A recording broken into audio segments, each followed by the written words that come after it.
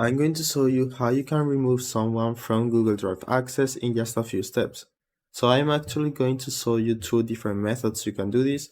The first one will be if that person only has access to a file or folder, and the other one will be if that person has access to multiple files or folders.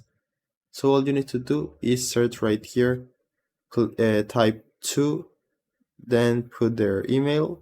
So in my case it will be this one, and then right here it will show all the files this email has access to.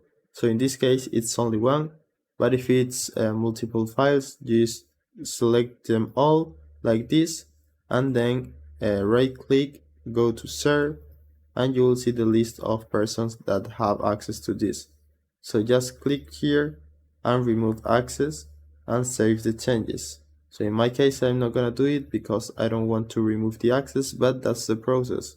I hope it was helpful and thanks for watching.